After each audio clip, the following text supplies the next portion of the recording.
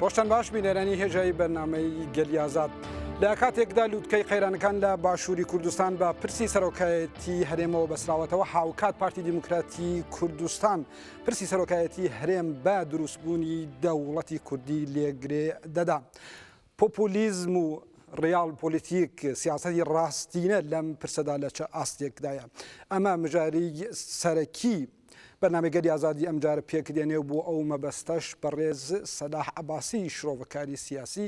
ئێستا لە ستودیۆ حازرە. کاک سەلاح بەخێر بێ. سپاس دەکەم، سڵاومێ بۆ ئێوە بینەرانی تێلەڤیزیۆن نەورۆز. کاک سەلاح لەوە دەست پێ بکەین کە لووتکەی قەیرانەکان لە باشووری کوردستان بە پرسی سەرۆکایەتی هەرێمەوە گرێدراوە وەک دەواازەیەک تێڕوانینی ئێوە بۆ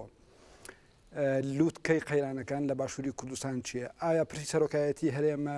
یان قەیرانەکان شتێکی دیکە؟ فەرموو. بەڵێ، چەندین کێشە تێکەڵ بوون لە کوردستانی باشوور. ئەو قەیرانەش لە پێشدا بە شێوەی دیکە هەبوو، بەڵام کاتێک کە کۆی قەیرانەکان کۆبوونەتەوە سەریەک، قەیرانێکی زۆر گەورەتریان لێ دروست بووە لەو دوایانەدا. ئێمە لە نەوەدەکاندا شەڕی ناوخۆییمان هەبووە، دوو ئیدارەییمان هەبووە، کێشەی زوونی سەوز و زەردمان هەبووە. لە دەیەی هەشتاکانیشدا دیسان کێشەی ناوخۆیی و ململانی و ڕکەبەرایەتی نێوان هێزە کوردەکانمان هەبووە لە کوردستانی باشوور کە جاری وایە بە ئاقاری زۆر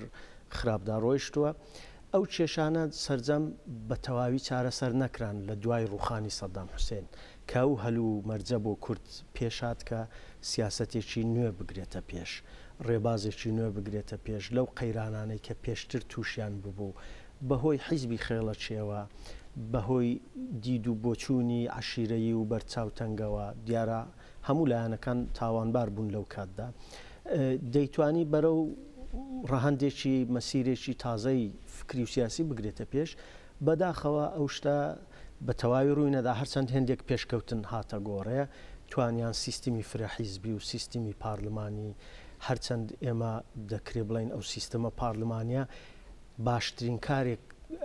ئەرچی خۆی بەجێگەیان بێ لەم دوایانەدا بوو کە بەڕاستی هەستاوەتەوە بۆ لێپرسینەوە لە مەسەلەی گەندەڵی، بۆ محاسبەی مەسەلەی فرۆشتنی نەوت، بۆ ئەوەی کە ئەو حیزبانە کە ئەو دارایانەی هەیەە کەس نازانێت چەندە و خەرجی چی دەکرێت و مەسرەفی چی دەکرێت، پارلمان محاسبەی بکە کەەوەش بە بڕوای من نەتیجە و ئاکامی چوونی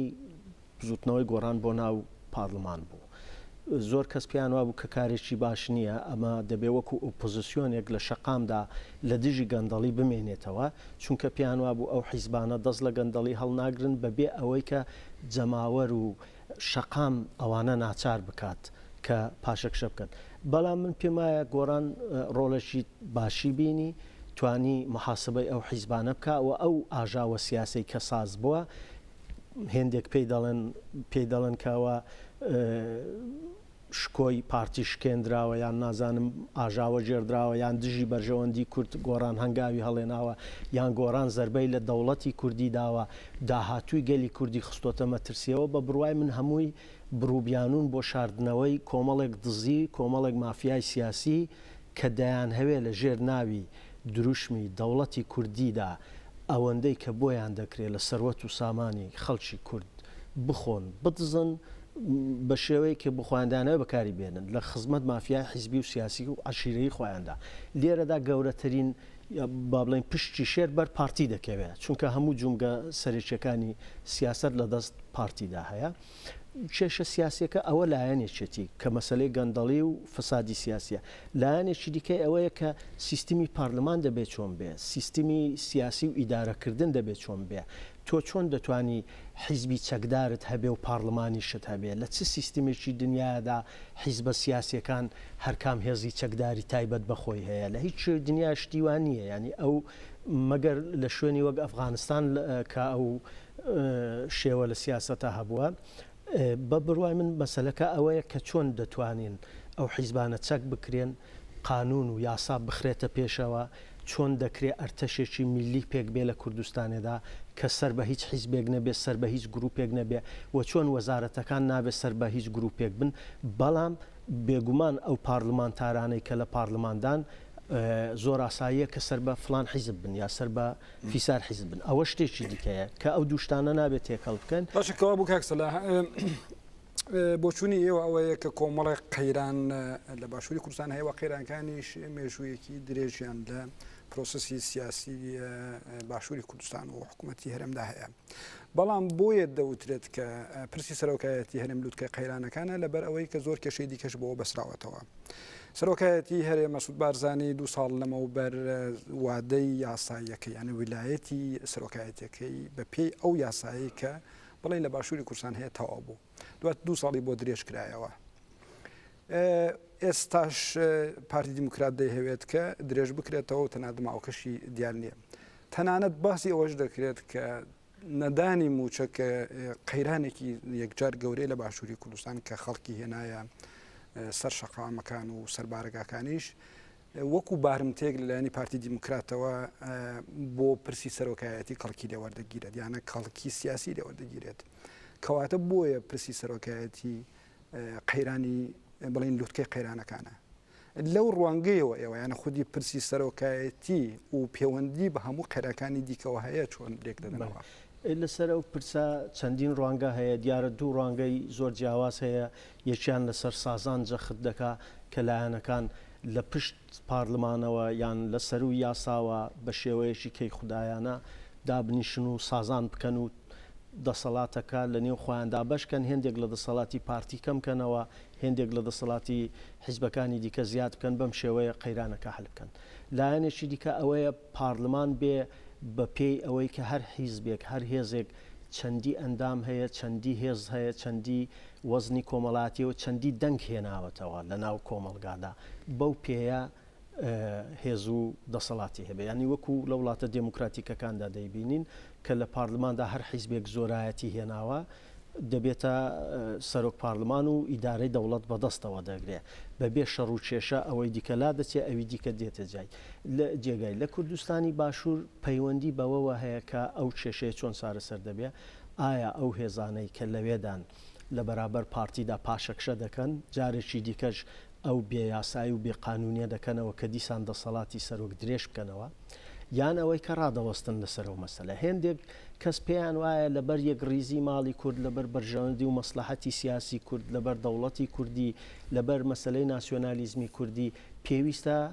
ئەو سازانە بکردرێ و دیسان ئەوانە بە تەوافق بگەن و پارتی وەلا نەندرێ بە شێوەیەک لە شێوەکان پێک بێن هێندێک کەسیش پێیان وایە کە ئەگەر ئەو هێزانە پاشەکشە بکەن لە بەرامبەر پارتیدا پاوانخوازی و زیادەخوازیەکە کەم نابێتەوە کێشەکە لە جێگای خۆی دەمێنێتەوە چارەسەر ناکرێ مەسلەی دموکراسیش دەبێ ینی وەکو بڵین فاتیحایەکی بۆ بخوێنرێ ئەو دموکراسی کە هەبووە واتە دموکراسی پارلمانی چونکە لە سەروی هەموو یاسایەکەوە حیزب بڕیار دەدا کە کوردستان دەبێت چۆن بەرەوچۆ بچێ و چۆن ئیدارە بکردرێ و نەمەسلەی نەوت چارەسەر دەبێ نەمەسلەی دارایی و سامان چارەسەر دەبێ ئەوەش کە ئێکۆنۆمی و نەود وەکو بارمتە بەکاردێ بۆ فشار و گوشارهێنانە سەر خەڵک شتێکی لە ڕۆژەڵاتی ناوەڕاست زۆر زۆر ئاساییە ینی هەموو دەوڵەتەکانی ناوچە ئەو کارایان کردووە کوردستانی باشوور چەندین ڕێگای لە پێش بوو کە کەوتە ئەو وەزعی دموکراسیەوە ڕێگایەکەوە بوو بەرە و ئاقارێکی دموکراتی کەنگاو هەڵێنێ ڕێگایەکەوە بوو وڵاتانی عەرەبی کەندا و دۆبەی و ئەو وڵاتانە بکاتە نمونەی خۆی و شێخ و ڕەئیس و سەرۆک و بنەماڵەیەک کە دەست بەسەر هەموو کۆمەلگادا دەگرن ئالی سعود وایە لە بەحرین هەروایە لە قەتەر هەروایە لە ئەبوزەبەی هەروایە ینی تەواوی وڵاتانی عەرەبی دەکرێت بڵین نەوەیەک شێخ سالاری تێدایە یان بڵین باوک سالارێک لەگەڵ تایفە سالاری کە لەوێدا چەند کەسێک بنەماڵەیەک چەند بنەماڵەیەک یا یەک بنەماڵە دەسەڵاتی بەدەستە ئیکۆنۆمی بەدەستە سیاسەتی بەدەستە هەموو شتێکی بەدەستە وەکەواتە ئێوە بە هاوڕان کە ئەو قەیرانە لوتکەی ئەو قەیرانە سەرۆکایەتی هەرێمە کەوا بێت کێ بەرپرسیارە پارتی دیموکرات باشە بۆ پارتی دیموکرات پێکێشی لەسەرەوەکە ئایا ئەوەی کە بۆ نمونونەکە ئەم ڕوانگەیانە مەبەست ئەوەیە کە مانەوەی مەسعود بارزانی وەکو سەرۆکایەتی هەرێم لە ڕوانگەیەکی بڵین خێڵکی خێڵایەتیەوە لە بەرەوەی کە ئەو بڵین سەرۆکی پارتی دیموکرات بۆ سەرۆکی خێڵی بارزانە یا بڵین لە شۆڕشی کووردا ڕۆڵی یا کوڕی نەمر مەلا مستەفای بارزانیە یانە لەو ڕوانگەیەوە پارتی دیموکرات دەیهەوێت مەسعود بارزانی بمێنێتەوە یا ئارگومنتی دیکە ئەوەی کە ئاهەن مەسەن بۆ نمونە دروستبوونی دەوڵەتی کوردی یا ئەوەی کە قورسایەکی لە ئاستی ڕۆژهڵاتی ناوەڕاست و دنیادا هەیە لە پەیوەندی لەگەڵ ئەمریکا پەیوەندی لەگەڵ ناتۆ ئەو بیانوانە و گرێدرا و بەوەی کە مانەوەی مەسلویانە مەبەستم ئەوەیە خودی پارتی دیموکرات ئایا لە ڕوانگەیەکی خێڵێکی و عشرەتیەوە دەهێ مەسعود بارزانی هەربمێنێتەوە یان ئەو ئارگومنتانە یان ئەو هۆکارانەی کە باز دەکرێت ئەوەی کە دەوڵەتی کوردی پەیوەندیەکانی دەرەوە ئەو شتانە تا چەندە ئەم بڵین دوو ڕوانگەیە لە ڕوانگەی بڵین سەرەکی کە پارتی دیموکرات بۆ خۆی وا دەڵێت و ئەوەی کەوەکو بیانوش دەکوترێتەوە پرسیارەکە چەندین لایەنی هەیە واتە ئێمە دەتوانین ئاوا چاولێ بکەین کە لەلایەکەوە پارتی دموکراتی کوردستان مەسلەی ڕەسەنایەتی بنەماڵەیی لە مێژووی خۆیدا هەبووە وەکو لە باوکەوە بۆ کوڕ لە کوڕەوە بۆ بە هەرحاڵ بەم شێوەیە هاتووە تا ئێستا ئەوە دەگەڕێتەوە بۆ دووشت لایەنێکی مەسلەی فێۆدالیزمە کە دەوێدا کورد جێنشینی باوچێتی زەوی و زارەکە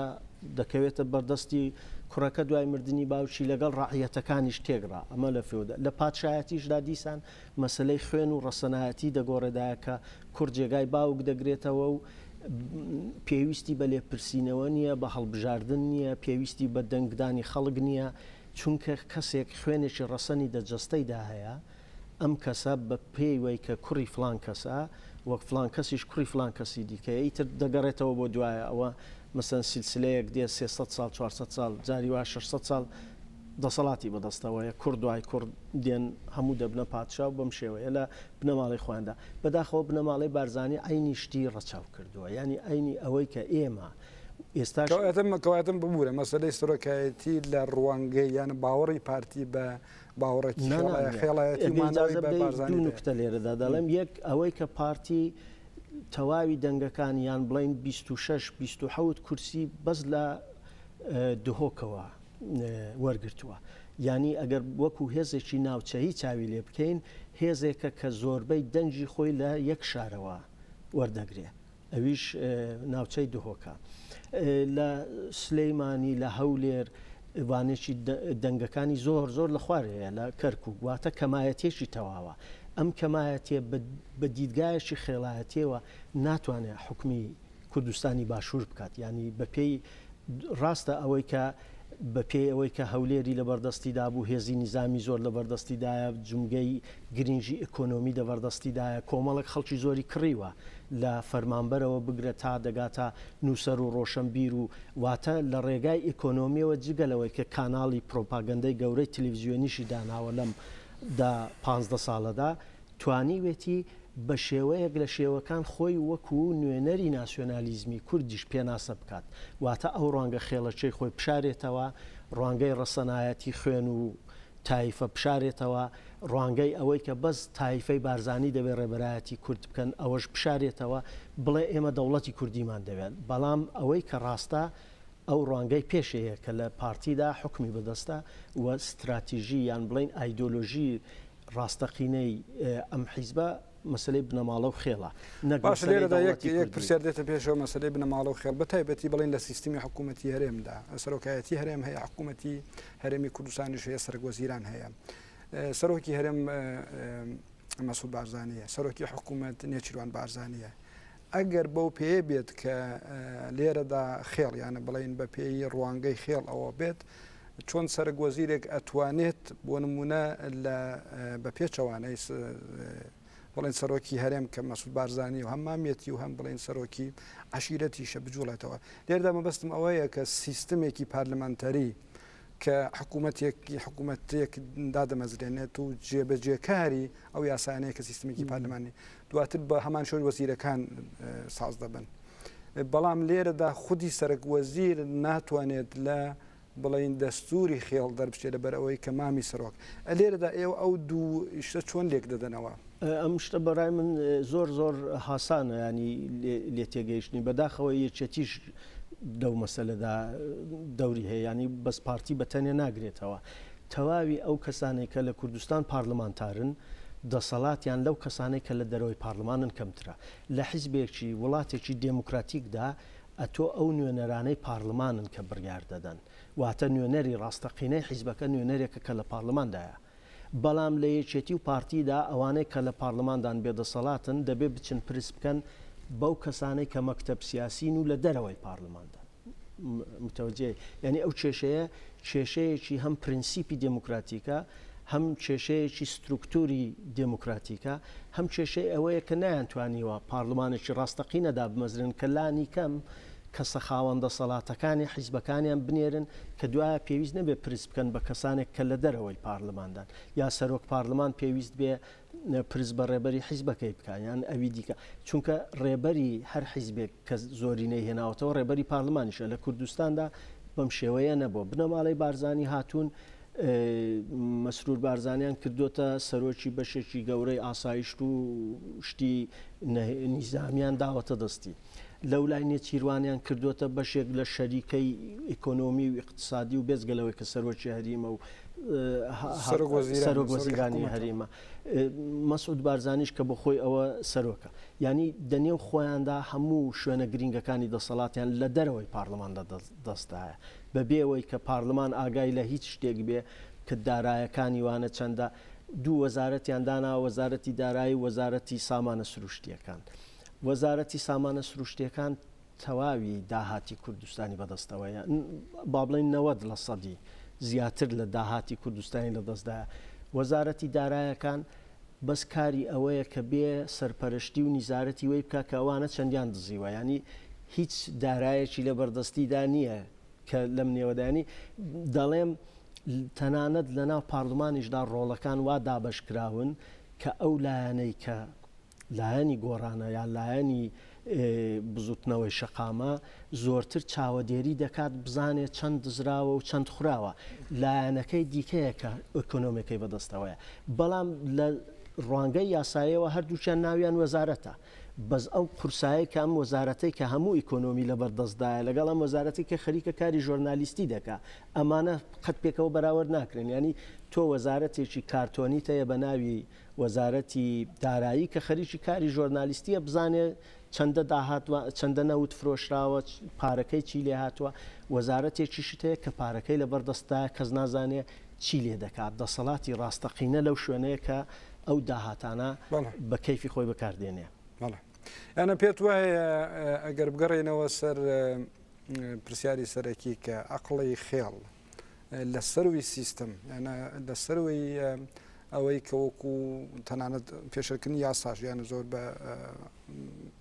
ڕوون و ئاشکرا دیارەکە یانە لێرەدا عەقڵی خێڵە زاڵە بەسەر سیستەمدا بەسەر دیموکراسیدا بەڵام بینەوە سەر دەوڵەتی کوردی گرێدرانی بڵین پرسی سەرۆکایەتی هەرێم بە دەوڵەتی کوردیەوە پارتی دیموکرات نایشارێتەوە کە هەموو جارێکە باسی بڵین درێژکردنەوەی ویلایەتی سەرۆکی هەرێم دەکات دەڵێ ئەم درێژکردنەوە پێویستە بۆ ئەوەی کە کورد لە بەردەم پرۆسەیەکی زۆر استراتیژیک و گرنگدا ئەویش دروستکردنی دەوڵەتی کوردیە یعنی ئەمە بە کوتار بە قسە بەڵام لە سەر عەرزی واقع لەسەر بڵین ئەوەی کە ڕاستینەی سیاست ڕیال پۆلیتیکی کوردستان شتێکی دیکەیە کوردستان بۆ خۆی بەچەند سەر هەرێمەکدا دابەش بۆ تۆ بۆ خۆت تەنانەت پارتی دیموکرات کەمینەیە لە بڵین لە ئاستی کوردستاندا کەرکووک و سلێمانی بە تەواوی جیا حتا پارتی لە هەولێرە بەو دەنگەکانی لە دواترین هەڵبژاردننی پارلەمانیدا لە ساڵی 2013 دابەزی بەڵام ئەمە ڕاستینەیە کە ئێستا لە کوردستاندا هەیە بەڵام بۆ ئەقلێتەوە پارتی دیموکراتی دیسان دەیەوێت دەوڵەتی کوردی باش دەوڵەتی کوردی بۆ کوێ دەوڵەتی کوردی بۆ هەولێرە بۆ بادینانە یا دەوڵەتی کوردی بۆ باشووری کوردستانە یا ئەم باش ئەم دروشمە تا چەندە پێت وایە لە ناو خەڵکیدا بەتایبەتی کە کاتێکدا موچە نییە کاتێکدا بڵین زۆر کێشەی دیکە هەیە ئەم دروشمە چەندە سنج ڕاکێش بۆ خەڵکی پێشدا ئەوە بڵێم کە من دژی دەوڵەتی کوردی نیم پێم شتێکی مەشروعە کورد مافی خۆیەتی دەوڵەتی هەبێت بەڵام لەگەڵ ئەوەی کە سووی ئیسیفادە لەو مەسلەیە بکردێ کەڵکی لێ بۆ بگیرێ بۆ مەبەستی دیکە کە بە زەرەری داهاتووی کووردا لەگەڵەوە بڕێک کێشەم لەگەڵ ئەو موشکیلەیە هەیە پێشم وایە کە جوڵانەوەی گۆڕان و یەکێتی و ئەو هێزانەی دیکە مەسلەی ناسیۆنالیزمیان بەجێهێشت بۆ پارتی واتە بە تایبەت بزوتنەوەی گۆڕان هەر نەهاتە سەرەوەی کە ئێمە بێزگە لە مەسلەی گەندەڵی بێزگەلەوەی کە ئێمە دزیمان لێ ئەکرێ پارەمان نییە هەژاری نانمان نییە مافێکیشمان هەیە کە ئێمە دەبێت دەوڵەتێکیشمان هەبێ واتە ئەو پرسە دەبواە هێزی پێشکەوتوو بیکاتە پرسی سەرەکی خۆی نەک بڵێم بیکاتە تەنیا پرس پارتی لە پەنای خێڵ و ڕەسەنایەتیدا کە ئێمە خۆمان حکمی کورد دەکەین پرسی ناسیۆنالیزم و دەوڵەتی کوردی کردوتە تەنیا پرس لە سای ئەم پرسەدا هەموو شتێکی دیکەی وەلا ناوە گەندەڵیە دزیە نەبوونی دموکراتیەتە نەبوونی ئازادیە ناشەفافیەتی ئابووری و سیاسی هەموو ئەوانەی وەلا ناوە بۆچی ئێمە دەوڵەتمان نییە کە قەرارە ئێمە دەوڵەتمان هەبێت چارەسەری بکەین من پێم وایە دەوڵەتەکە بەهانەیە کە باشە با بێن دای بنێن با سپینی ئیعلامی بکەن خۆ کەس دژی نییە واتە کەس ئەوەی پێ ناخۆش نییە ئەو ململانێ هەر درێژەی دەبێت ئەواتە مەسلەی پارلمان و دموکراتیەت و فرەحیزبی و دەوڵەتی بنکەفراوان ئەگە دەوڵەتی کوردیشت هەبێ خۆ ئەو شتانە هەردەمێنێ خۆ تۆ ناتوانانی بە دەوڵەتێکی کوردی مەسلەی قەیرانی سەرۆکایەتی و دیکتاتۆریەت چارەسەر بکەیت بەڵام مەسلەکە ئەوە نییە مەسلەکە کەڵک وەرگرتنێکە کە بە شێوەیەکی ناشەرعی لە هەست و سۆزی خەڵکانێکی سادەی کورد دەیکەن کە ئەو خولیایە و ئەو ئارەزویەیان دەمێشتیدایە کە ڕۆژێک لە ڕۆژان وەکو هەموو گەلانی دیکەی جیهان کوردیش ببێتە خاوەنی کیان و دەوڵەتێکی هەبێ و کە بە بڕوای مشتێکی زۆر مەشروعە مافی حاشا هەڵنەگرە هەموو نەتەوەیەک ئەو باش لێردا یەک پارادۆکسە یانە ئەوەی کە تا ئێستا دەزانین کە دیارە پارتی دیموکرات یەکەم ڕۆژ نییە یانە بڵێن ماوەی 10 ساڵە باسی دەوڵەتی کوردی دەکات بەڵام دەوڵەتی کوردی وای لێ هاتووە یانە بە جۆرێک دەتواندرێت بۆ کوترێکە بێنرخ بووە لەبەر ئەوەی کە 10 ساڵە دەوترێت بەڵام لە ژێر ئەمە داشتی دیکە کراوە تەنانەت هاتنی داعش پرۆپاگەندەیەوە کرا دەوڵەتی کوردی ساز دەبێت لەبەرەوەی کە داعش مووسڵ و ئەو هەرێمانەی گرت بوو پێش ئەوەش باسیەوە دەکرات مادام کە من نەوت دەنێرینە دەرەوە نەوت دەوڵەتی کوردی دروست دەکات یانە خودی دەوڵەتی کوردی بووەتە ئەوەندە سیاسی کراوە یانە بوو کەوتە ناو بازاڕێکەوە کە مامەڵی پێدەکرێت دەخرێت کراوەتە بەڵێن کەرەستەیەکی کەڵک لێوەرگیراوی بازاڕیەوە پێت وایە ئەمە بەگشتی ئەو خولیایە کە تۆ باسیەکەی چەندە دەتوانێت زەرەر لەو خولیایە بدا کە کوردیش دەیەوێت کە خاوەنیکیانی خۆی بێت لە داهاتوودا یانە خودی ئەو خولیایە بێنرخ بووە خودی ئەو خولیایە بووەتە کەرەستەی مامەڵە پێکردنەوە ڕاستە تەواو لەگەڵ کۆکم ینی تەواو پێم وایە بۆچوونەکە تەواو دروستە چونکە مەسلەی دەوڵەتی کوردی ناسیۆنالیزمی کوردی ئەگەر ئەتۆ گرێ نەدەی بە مەسلەی مافەوە گرێی نەدەی بە مەسلەی ژنانەوە گرێی نەدەی بە مەسلەی کرێکارانەوە گرێی نەدەی بە مەسلەی ئەو مافە کۆمەڵاتی و ئابوووریانەی کە کۆمەڵانی خواروی خەڵک دەبێ هەیان بێ و دەبێ بۆیان دابین بکردرێ نەتیجەکەی عشایر سالاری باوک سالاری خێڵەچی سالاری ئەو شتەی بنەماڵە سالارێک کە دزین و گەندەڵی و ئەو شتێک کە بنەماڵی بارزانی خەریکە لە کوردستان دەیکا ینی نەتیجەکەی ئاکامێکی زۆر ڕوونی لێ نایەتە دەرێ ئێمە بۆیە دەڵێم کە پێویست بوو جوڵانەوەی گۆڕانیان هێزە پێشکەوتن خوازەکانی کە لایەنێکی چەپیان تێدا هەیە هێندێک داواکاری چەپ سوسیالیستی بۆوان لە گۆڕێدا هەیە ئەوانە بێن مەسلەی ناسیۆنالیزمی کورد وەکو مەسلەی ماف و پرۆژە بێن نەگۆڕێ بەداخەوە پارتی مەدانەکەی بە تەواوی داگیر کرد و ئەوەشی بەستەوە بە خێڵ و بنەماڵە و ئێمە دەڵێ لە باب باپیرانمانەوە لە مەلا مستەفایەوە ئەوە هەر ئێمەین کە سێحەبی ئەو پرسین واتە ئەمە پرسە پرسی ئێمەیە پرسی بنەماڵەیە پرسی ڕەسەنایەتیە لە باوکەوە بۆ کوڕ بە میرات گەیشتووە ئێمە ئەو پرسە درێژە پێ دەدەین بە بڕوای من دەبواە ئێستاش دەبێت کە پرسی ناسیۆنالیزمی کورد تێکەڵ بکرێت بە پرسی مافەکانی دیکەوە و ڕێگان نەدرێ هێزێک ئەم پرسە بکاتە پرسێکی فاشیستی یان پرسێکی خێڵەکی فێئۆدالی یان بیکاتە بەس پرسی دەوڵەت و دیکتاتۆرێک کە بێت ئەم دەوڵەتە بەڕێوە بەرێ بنەماڵەیە باشەمە مەسەلەیەکی یان کلاسیکە بەڕاستی ماوەی زیاتر لە 20 ساڵیشە بەتایبەتی هەندێک ڕۆناکبیری کورد باسیەوەیان کردووە کە ناسیۆنالیزمی کوردی و بەگشتی پارتە ناسیۆنالیستەکانی کوردی وەکو کۆپی هەڵگرەیەک لە ناسیۆنالیزمی هەرێم وەکو ناسیۆنالیزمی تورک ناسیۆنالیزمی فارس لەگەڵ ناسیۆنالیزمدا هەڵس و کەوتیان کردووە یانە ناسیۆنالیزمی کوردی کۆپیکراوێکی ناسیۆنالیزمی تورکیە ناسیۆنالیزمی ئەتاتورکە یا ناسیۆنالیزمی ڕەزاشایە ئەمەش دروست ئەوەی کە تۆ دەڵێ دیموکراسی مافی مرۆڤ عەدالەتی کۆمەڵایەتی ئەم شتانەی پرسی ژن ئەم شتانە لێ وە دەرخراوە و تا ئێستاش بەو شێوەیە بەڕێوە چووە و ئێستاش لە باشووری کوردستاندا بە هەمان شێوە پێت وایە ئەگەر یانە لەو سۆنگەیەوە ئێوە ئەگەر بیبەستینەوە بە قەیرانەکانی ئەم دوایانە خۆپیشاندان نەدانی موچە بە گشتی قەیرانی کۆمەڵایەتی و قەیرانێک کە بە گشتی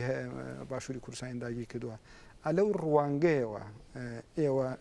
خوێندنەوەتان بۆ قەیرانەکان چییە کە ناسیۆنالیزمی کوردی ناسیۆنالیزمێکی ڕوتە لە دەرەوەی عەدالەتی کۆمەڵایەتی دیموکراسی و مافی مرۆڤ من پێم وایە ناسیۆنالیزمی کوردی زۆر بەهێزە هێزێک کە خولیای خەڵکێکی زۆرە بۆیەش خەڵکانێک لەوانەیە لەلایەن پارتیەوە یا لەلایەن هێزی دیکەوە بچەوسێنرێنەوە زوڵمیان لێ بکردرێ بەڵام دیسانیش لەبەر هۆکاری ناسیۆنالیستی بچنە پاڵ ئەو هێزانە واتە دەڵم کە کەڵکی نابەجێ لێ وەردەگیرێ مەبەستم ئەوە بوو کە بزوتنەوەیەکی چەپ پێویست بوو کە پرسی ناسیۆنالیزم باوستەوە بگرێ لەگەڵ پرسی ماف یەکانگیری بکات بە شێوەیەک ئەو پرسانە لێک ببەستێتەوە کە سپینێ هێزێکی خێڵەکی خۆی لێ نەکا بە سێحەب هەروەکو لەو 15 ساڵەدا بەداخەوە لەو بۆشایەدا ینی ئەتۆ دیسکۆرسێک لەوێ هەیە خۆی لێ ناکەی بە سێحەب لە حاڵێکیدا شتێکە کە خەونێکی کۆمەڵایەتی دەوروژێنێ هێزێکی کۆمەڵایەتی وەگەر دەخات ئەگەر ئەتۆ ئەوەنەکەی ڕاستە مەسلەی کرێکاران دەتوانی وەگەر بخەی مەسلەی گەندەڵی دەتوانی بکەیتە پرۆژەی سیاسی مەسلەی مافی ژنان ئەوانە هەموو پرسی زۆر گرنگن کە دەبێت کاریان لەسەر بکردێ بەڵام بۆچی ئەو هێزانە ناتوانن پارتی شکست بدەن لەم مەیدانەدا یا هێزی گۆڕان ناتوانێت سەر بکەوێ بە بڕوای من بەهۆیەوەیە کە پارتی دەستی بەسەر و پرسەدا گرتووە تەنانەت بەشێکی زۆر لە کوردی ڕۆژهەڵاتیشی لەگەڵا بەشێکی زۆر لەو کوردانەی کە ئاواتی پێکێنانی دەوڵەتی کوردیان هەیە کەوتونەتە بەرەی خێڵ و ئەو بەرەیەوە کە پارتی ڕێبەرایەتی دەکات و هیچ ئاسۆیەکی ڕوونی بۆ کورد تێدا نییە بەداخەوە باش ئێستەمە کە باسی پارتی دەکەین و بیری خێڵ بەڵام لە بەرامبەریش بڵێ بۆ نمونە یەکێتی نیشتمانی کوردستان بزوتنەوەی گۆڕان بەگشتی داها هەمان کولتوری خێڵ بەڵام بە شێوازێکی دیکە سەرچاویان کرد بۆ نمونە مەسلەی مافی مرۆڤ عەدالەتی کۆمەڵایەتی پرسی ژن ئەمانە هەمووی لە ناو چوارچێوەی حیزبی ئەوانیشدا هەیە تۆ ئاماژەت بۆ کرد کە گۆڕان پرسی ناسیۆنالیزمی بۆ پارتی بەجێهێشتووە بەڵام من پێم وایە ئەو پرسە ئەگەڕێتەوە بۆ زۆر دواتر کاتێکە یەکێتی نیشتمانی دوای بڵین 2003 پۆستی سەرۆکایەتی کۆماری عێراقی وەرگرت و کوردستانی بەجێهێشت بۆ پارتی دیموکرات و بڵێن سەرۆکایەتی هەرێم درا بە پارتی و لەو دەمەوە بە جۆرێک ئێستا پارتی خاوەنی بڵین پرسەکە بووە و پارتی شەو پرسەی بە قازانجی خۆی بڵین خۆستوەتەوە بەڵام بەهەرحال لایەنەکەی دیکە نەگەر مەبەستم لەبارەی سترکتور و بیری سیاسیەوە زۆر جیاوازێکیان لە پارتی نییە تەنانەت حیزبانش بۆ خۆیان سەردەمێک لە پارتی جودا بوونەوە ئێوە لەو بارەوە یانە بیری خێڵ تەنها ئەوەی کە بیری پارتی دیموکرات نیە بەڵکو بیری زۆر پارتی دیکەی کلاسیکە کە پارتی دیکەیە کە بڵین بەڵام بزوتنەوەی گۆڕانێکێک بڵین لەو بزوتنەوەیە کە ڕاچەنینێک بووە بەرامبەر بەوە بەڵام ڕەنگە تا ڕادێکی سەرکەوتو نەبێ لەو بوارە ئێوە بڵێن ڕێگەکانی بیری خێڵ لە حیزبەکانی ترا چۆنە بین ڕاستە پرسیارەکە زۆر گرینگە بۆیە دەمەوێت بە شێوەیەک بۆی بێم بۆ کە بتوانین تا ڕادەیەک ڕوونیکەینەوە ئەگەر تۆ ئێستا چاو لێ بکەی کێشەکە چۆنە کێشەکە ئێستا ئەوەیە کە لە پارلەماندا یەکێتی دەکەوێتە گەڵ پارتی یان دەکەوێتە گەڵ گۆڕان هۆیەکە لە چیدایە هۆیەکە لەوەیدا کە گۆڕان ساغا ینی وەکو هێزێک ڕوونە کە چی ئاجیندایەکی هەیە بەڵام ئایا یەکێتی چه ئاجیندایەکی هەیە نادیارە چونکە بۆ خۆی هێزێکە دەستی تێکەڵاوە لە کۆمەڵک گەندەڵی گەورەدا واتە لە کڕین و فرۆشتنینەوەدا قازانج و داهاتی زۆری بەدەستەوە هەر بۆیش ئێستاکانێ دەبینی کێشەکە لەوەدایە کە ئایا ئەو هێزانە دەتوانن کۆبنەوەیان پشتی گۆڕان چۆل دەکەن و گۆڕان بەجێ دێڵن بە تەنیا یانەوەی کە داکۆچی لەو داواکاریانە دەکەن کە گۆڕان تەرحی کردو تەنانە زۆر ڕۆشنبیری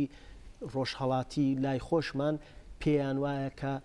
وەزیفەی یەکێتی ئەوەیە کە سازان بکات و پشتی پارتی بگرێت و بۆ ئەوەی کە شیرازەی پارلەمان و حکوومەت لێک هەڵنەوەشێ بۆ ئەوەی کە قەیرانەکە گەورەتر نەبێتەوە بۆی کە قەیرانەکە چارەسەر بکردرێ پارتی وەلا نەخردرێ پارتی ئیزۆلە نەکردرێ لە بەرامبەر پارتیدا سەنگەر نەگیرێ بە بڕوای من ئەو بیر و بۆچوونانە تەواو هەڵام ینی مشکلەکە ئەوەیە ئەتۆ کاتێکی پارلمانێکی زیندوتەیە کە بەتە ئەو کێشە و ململانێ سیاسیە تا لووتکەی خۆی بڕوات بەبێت ترسی ئەوەی کە ئەوان دوژمنی دەرەکی دەیان فلان دەبێ فیسا دەبێت زۆر کەسەیە دایانەوێت کێشەکە بە ئێران و تورکیاوە ببەستنەوە بڵێن کەوە ئەو لایانی سەوز فیتوی ئێرانە ئەو لایانی دیکە فیتوی فلانە مشکلەی کورد مشکلێژی نێوخۆیە لە دەرەجەی یەکەمدا وڵاتانی دراوسێت دەتوانن تەسیریان هەبێت بەڵام مشکلەکە ئەوەیە بە بڕوای من هێندێک قائید لە دەیەی شێستەوە لە حیزبەکانی ئێمەدا سەرکردایەتیان کردووە لە پارتیدا لە یەکێتیدا لە حیزبی دموکراتدا لە هەموو ئەو حیزبانەدا کە کارنامەیەکی شەڕی براکوژی و شەڕی خۆکوژی و هزار شتیان لە پاشخۆیان بەجێشتووە دەگمەن کەسانی وەک دکتور مەحمود عوسمان و کەسانێک دەبینیەوە کە دەستیان تێدا نەبوو بێ لەم جێرە و کێشە ناوخۆیە کۆنەکاندا ئەوانە ئێستا هاتوونەوە بوونەتەوە قاعید لە نێو حیزبەکان و لە نێو مەسەڵەن نێو ناهێنم کەسانی زۆر لە هەموو حیزبەکاندا باشە دەبوایە جیلێکی تازە بێ ئەم سیاسەتە بەدەستەوە بگرێ ئەمانە هەمان ڕابردوو بەرهەم دێننەوە یعنی شتێکی تازەیان نییە بیدەن بە میلەتی کوردیا بە خەڵکی کورد مەبەستەکە لێردا ئەوەیە کە ئەگەر ئەتۆ مەسەلەن بێی بڵێ گۆڕان دەبێت چ بکە لە بەرامبەر پارتیدا یەکێتی بۆچی هەڵوێست ناگرێت لە بەرامبەر ینی بۆچی هەڵوەستەکەی ڕوون نییە کێشەکە لەسەر ئەوەیە کە ئەو مەسلەی خێڵ و بنەماڵە و عشایر و بەرژەوەندی ڕێبەرایەتی مەکتەب سیاسیەکانی ئەو حیزبانەیە هەر ئەو بەرژەوەندێشە نایە لە کورد ئەرتەشی میلی هەبێ ینی هێزێکی سوپایی یەکگرتووی هەبێ چونکە هەر کام لەو مەکتەب سیاسیانە کۆمەڵک هێزی خۆیان هەیە کۆمەڵک هێزی چەکداری خۆیان هەیە کۆمەڵک شەریکەی خۆیان هەیە کۆمەڵێک مڵک و شتی کە دزیویانە لە پێشدا نەیان بۆ لە دوای ئەو هەلومەرجی 20 ساڵی ڕابردوودا پێگەیشتون هەیەە کۆمەڵک بەرژەوەندی گەورەیان هەیە تێکەڵن هەم لەلایەن پارتیەوە هەم لەلایەن یەکێتیەوە ینی کۆمەڵێک سەرکردەی یەکێتی بەرژەوەندی هاوبەشیان هەیە لەگەڵ کۆمەڵێک سەرکردەی پارتی ئەدێرەدا گۆڕان بە بڕوای من گیری کردووە یانی لە نێو دوو بەرداشدا گیری کردووە بەس من پێم وایە دەنجێک لە نێو یەکێتیدا هەیە کە زۆرتر بە لەولای گۆڕان دەیهەوێ هەنگاو هەڵێنێ و پێشم وانە چۆل بووە دەرنانی گۆڕان کێشەکان چارەسەر بکە بەڵام پێم وایە ئەوەی کە گۆڕان حکوومەت بەجێبێڵە و بچێتەوە شەقام لەوانەیە بە قازانجیشی بێ ینی ئەوەی کە حتمما دەبێت لە حکوومەتدا بێ پێمانیەوە شتێکی زۆر مەرجێکی زۆر گرنگ بێت باش ئێستا لە باشووری کوردستان بە جۆرێک پارلمانی کوردستان یا بڵین بە شێک لە پارلمانی کوردستان شار بە دەرکراون لە هەولێر و پارلمانی کوردستان ئێستا گەڕاوەتەوە دۆخی زۆر کۆن بەڵام بەرحاڵ ئەم پارلمانە سیستەمێکی سیاسیە یەکێک بڵین ئەوەی کە بنەمای ئەم سیستەمە تەنانەت بڵین وەکو مۆدلێک بۆ ڕۆژهەڵاتی ناوەڕاست و تەمرینی دیموکراسی لەو هەرێمە و باشووری کوردستان وەکو مۆدلێکی بەو شێوەیە ئەساسیش ئەو بڵین دامەزراوانەیە وەکو مەسەڵەن بۆ نمونە پارلمانی کوردستانە بەڵام دەمەوێت لێردا ئەو پرسە بکەم کە دیارە کرۆنۆلۆژی پارلمانی کوردستانیش وەکو کرۆنۆلۆژی حیزبەکان وایە ئەنە لە ساڵی 92ەوە کە دامەزراوە دوای شەڕی ناوخۆ کراوە وەکو چۆن دوو کەرتی سیاسی دروست بووە دوو پارلمانی کوردستانی دروست بووە دواتر 2003 کە حکوومەتی بەعس دەڕۆخێت 2005 جارێکی دیکە پارلمان یەک دەگرێتەوە یانە لە بەرژەوەندی سیاسی پارتی وەکێتیدا پارلمانی کوردستانیش بەو شێوەیە چۆت ئاماژە دەکرێت کە دەسەڵاتەکان لە دەرەوەی پارلمانە بەڵام بەرحاڵ سیستمێک هەیە پێت وایە ناکۆکی بینی سیستمی سیاسی کە ئێمە وەکو سیستمێکی دیموکراسی قبولمانە لە باشووری کوردستاندا لەگەڵ بیری هێڵ و خێڵ و حیزبی خێڵ تا چەندە ئەمە توانیویانە پارالل لەگەڵ یەکدا بڕۆن پێم وایە دەبێت ڕێگا بدرێ بگەڕێنەوە بۆ دەنگدانی خەڵک ینی ڕێگای دەربازبوون لە قەیرانە چیە یان ئەبێ پارلمان بە پێی کورسی بڕیار بدات کە چێ دەبێتە سەرۆکی پارلمان یان ئەوەی کە دەنگدانێک بکرێت لە نێو خەڵکدا ئەو دەنگدانش پێویستە شەفافیەتی هەبێ نازری نێونەتەوەیی بەشدار بن تێیدا چونکە بە هەرحاڵ ڕۆژهەڵاتی ناوەڕاستە و مەسلەی تەغەلوب و مەسلەی ئەو شتانە دەگۆڕدایە. پێم وایە ینی ئەوەی کە تۆ دەڵێ ئێمە چۆن دەتوانین سیستمی پارلمانی بەهێزتر بکەین بۆ ئەوەی کە لە بەرامبەر سیستمی خێڵدا دەورێکی سەرەکی نامەوێت پرسەکەەوە نییە کە چۆنی بکەین مەبەستمەوەی ئەم دوو سیستمە چۆن لەگەڵ یەکیانە پارال لەگەڵ یەک هاتوون لەلایەک ئەمە ناسنامەیەکمان هەیە کە حکوومەتێکی دیموکراتمان هەیە پارلمانمان هەیە حکوومەتمان هەیە و بۆ نمونە لە پارلمانی کوردستان ئەگەر تۆ چاو بگێڕی لە هەموو هەڵبژاردنەکاندا بۆ نمونە لە هەڵبژاردننی هەرە دواتر لە ساڵی 2013 24 لیست بەشداری کردو لە هەڵبژاردندا یانە هەڵبژاردنێکی تەواو دیموکراتیکە بەڵام ئەم مؤسسە دیموکراتیان بڵین ئەم ناوەندە دیموکراسی کە پارلمانە دواتر لەگەڵ ئەو بیرەی کە لە دەرەوەی پارلمان بڕیار دەدا یانە بیری حیزب بیری عەقڵ ناکۆکە مەبەستمەوەی ئەم دوو لایەنە ناکۆکت و پارالل لەگەڵ یەک هاتوون ئێوە پارادۆکسی ئەم دوانە چۆنە بینن قسەکەت زۆر جوانە زۆر لە جێی خۆیەتی چونکە ئەو تەسادوفەی کە ئێستا ڕوویداوە ئەو پێککەوتون ڕاست دەو شتێک کە تۆ دەڵێ ئێستاکانێ ئەو سیستمی پارلمانی بە قەولی کوردی باشووری داحمی کردووە لەگەڵ ئەو سیستمی خێڵەکی ئەو داحمە نە تەوتەعەیە نە ئەوەیە کە هێندێک کەس بە فیتی فلان دەوڵەت کرد بێتیان لە نێو سیستمی کوردی داوشتە هەڵقڵاوە لەلایەکی تۆ ئەو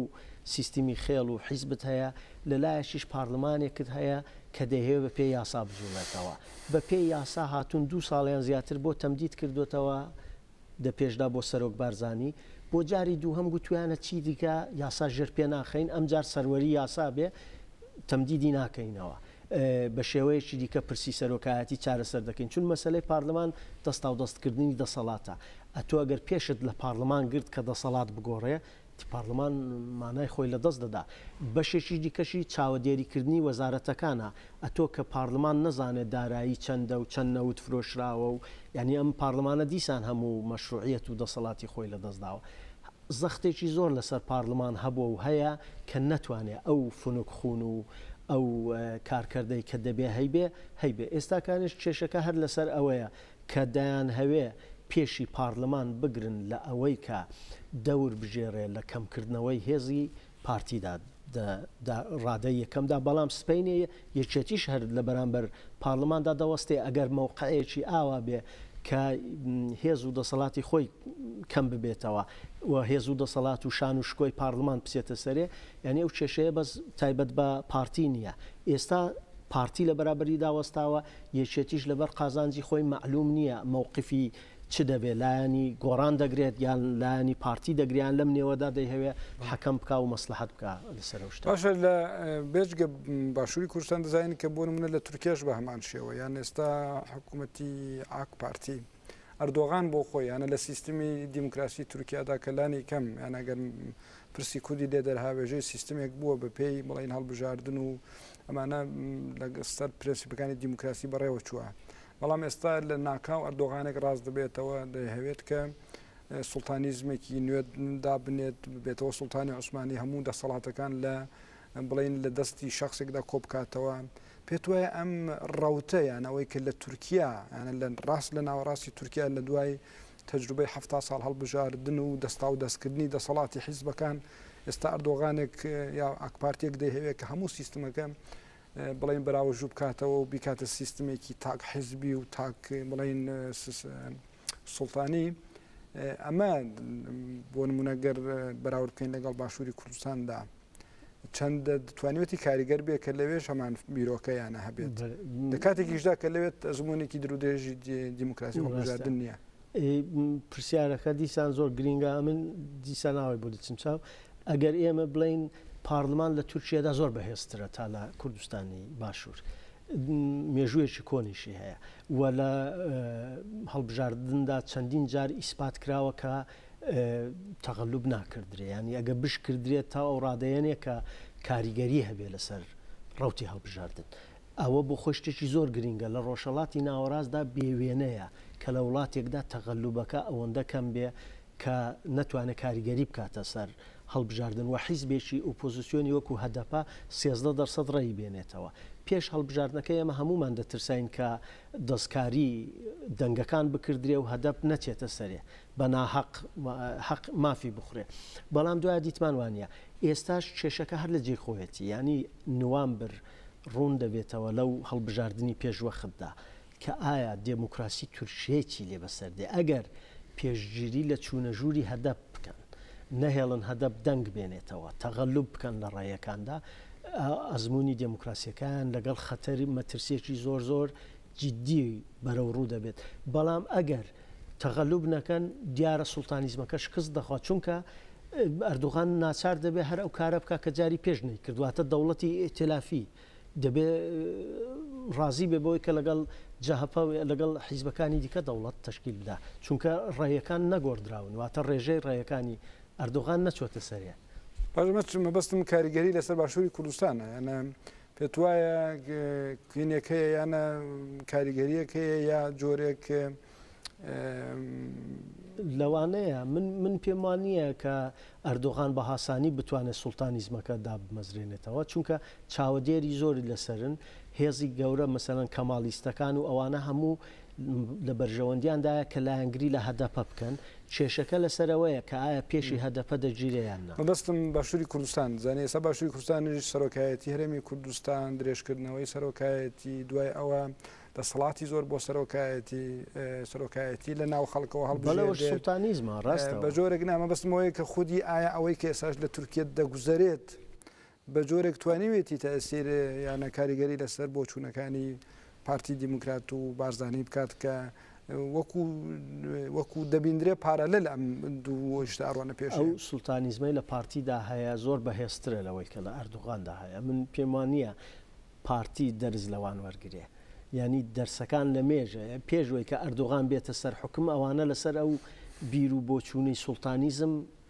هەڕۆیشتون ینی ئەو مەسلەی سوڵتانیزمی بنەماڵەیی شتێکە کە من پێم وایە مەریوان وریاقانە و چەند وتاری باشی لەسەر و مەوزوعە نووسی بوو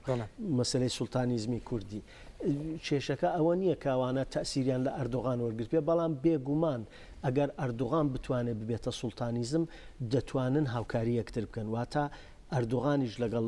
بنەماڵە و خێڵی مەسعود بارزانی دەتوانن بێگومان وانشیانە پەیوەندی ئیکۆنۆمی و سیاسیانە بێ هەر وەکو هەتا ئێستا ئەو پەیوەندیان هەبوو ئێستا چەند خولێکێک لە بەرنامەکە ماوە باشترە کە تەرخانی بکەین بۆ بڕین قەیرانێک یا شتێکە بەڕاستی بە شێوەیەکی ڕیشەیی لە باشووری کوردستاندا هەیە بێش گەندەڵیە یانە پێش لە قەیرانی سەرۆکایەتی هەرێم و پێش لە زۆر قەیرانی دیکەش ئەم قەیران هەبووە بەڵام ئەوەندە کە باس کراوە مەسلێک هەیە دەڵێ شتێک کە زۆر باز بکرێت جێگە دەگرێت یانە نۆرمال دەبێت و نۆرمالیزە دەبێت بە جۆرێک پرۆسێکی نۆرمالیزە لە باکوور لە باشووری کوردستاندا لەسەر گەندەڵی هەبووە و تەنانەت زۆر ئاسان سەرۆکی حکوومەت سەرۆکی هەرێم وەزیرەکان باس دەکەن کە گەندەڵی هەیە گەندەڵیش هەروە بەردەوامە و ئەمەش قورسایەکی زۆری لەسەر خەڵکی ئاسایی داناوە و دروستبوونی مافیا و ئەو شتانە ئێوە بە گشتیانە ڕوانگتان بۆ گەندەڵی کولتوری گەندەڵی ئەوەی کە ئایا ئاسۆی بنەبڕکردنی گەندەڵی وەکو یەکێک لە قەیرانە گەورەکان لە باشووری کوردستاندا چۆنە ئێمە لە دنیای ئیکۆنۆمیدا چەندین نەوع گەندەڵیمان هەیە یەک گەندەڵی تایبەتە بە سیستمی سەرمایه‌داری خۆی گەندەڵی خۆی لەگەڵا سەرمایه‌داری بەڵام ئەو گەندەڵی لە باشوور هەیە شتێکی دیکەیە ئەو گەندەڵی لە ئێران هەیە شتێکی دیکەیە ئەوە سیستمی ڕانتیە ینی ئەتۆ گەندەڵی ئابووری دزی ئابووری لە دموکراتیکترین وڵاتی دنیاشدا هەیە بەڵام ڕادەی چەندە تا چ ڕێژەیەگایە تا ڕادەی میلیارد دەڕوایان ڕادەیەکی کەمدا دەمێنێتەوە کۆنتترۆل دەکردرێ چاوەدێری لەسرە سزا دەدرێ قانون و یاسایەکی شەفافەیە بۆ دژایەتی لەگەڵ گەندەڵی ئیکۆنۆمی لە وڵاتانی دموکراتیکدا بەم شێوەیە سەرمایه‌داری بۆ خۆی چاوسێنەرە بۆ خۆی خەریکی دزێ ئەوە باسێکی دیکەیە بەڵام ئەوەی کە کەسانێک لە نێو خودی سیستمەکەدا بە نەفع و بەرژەوەندی کەسانی خۆیان بنەماڵی خۆیان خزمی خۆیان حەشیرەی خۆیان دزی دەکەن ئەوە شتێکی دیکەیە واتە ئەوەت پێی دەڵێن ڕانت ینی سیستمی ڕانتی یا ڕانتیەر کە باسی دەکەن لەوەرا سەرچاوە دەگرێت کە من دێم مام و خاڵ و خوارزا و خزمی خۆم دێنم ئەو ئیمکاناتی کە پێویستە بدرێ بە خەڵک و بەش بکرێت لە نێو خەڵکدا شەریکە بێ جا مستعملە بێ جا فابریکا بێ هەرچی بێ ئیمتیازەکەی دەدەن بەوان ئەو شتە لە کوردستانی باشووردا زۆر بەهێزە ئەمە بە بڕوای من بەهێزترین نەوعی گەندەڵیە کە دەبێت دژایەتی لەگەڵ بکرێ ئەو ئیمتیازاتانەی کە دراون بەو خاوەنانەی کە لە ئەسڵدا خاوەنی ئەو شتانە نین دەبێلیان بستێنرێتەوە ئەوانەی کە تەقاعود کراون بە خانەنشین کراون بە پارەی زۆر مانگانەیەکی زۆریان بە بەلاش دەدرێتێ دەبێ ئەوانەش لیان بستێنرێتەوە ینی زۆر ریفۆرمی چاکسازی گەورە هەیە دەبێت بکردێن بەڵام ئەو دوو حیزبە هەردووچیان لە پێش ئەو شتە ڕاوەستاون چونکە ئەوانن خۆیان ئەو پارە و شتیان بەخشیوە ئەوان خۆیان خزم و کەسوکاری خۆیان هێناوە فابریکە و شەریکیان پێبەخشیون ینی گەندەڵێکە لایەنێکی سیاسی و حیزبی زۆر بەهێزی هەیە بەداخەوە ئێستاش کە مەسلەی نەوت هاتۆتە گۆڕێ شتەکە ئەوەندی دیکە ئاڵۆزتر بۆ چون تۆ دەزانی داهاتی میلیارد دلار ئێستا بێسەر و شوێن دەکرێ و نازانن چی لێ دەکرێت زۆر سپاس بۆ تۆ کاک سەلاح بەڕێز سەلاح عەباسی شرۆڤەکاری سیاسی و نووسەر سپاس دەکەین ڕەبینەرانی هێژەرە دەگەیشتینە کۆتایی بەرنامەی گەلی ئازادی ئەم جارە لە ئازادی و بۆ ئازادی بژین ماڵتەناوە.